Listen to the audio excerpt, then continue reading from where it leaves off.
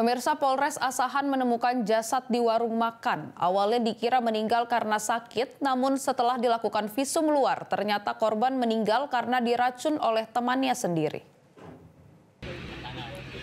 Satreskrim Polres Asahan menangkap seorang pelaku berinisial RS, 21 tahun, warga Kabupaten Batubara yang melakukan pembunuhan terhadap korban yang baru dikenalnya dalam sepekan.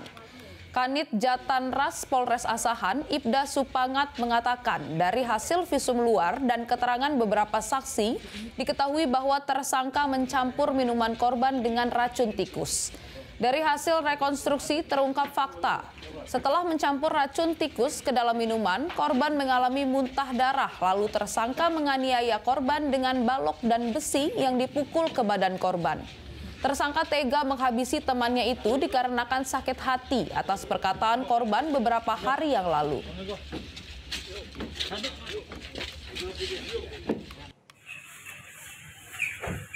Jelajahi cara baru mendapatkan informasi. Download Metro TV Extend sekarang.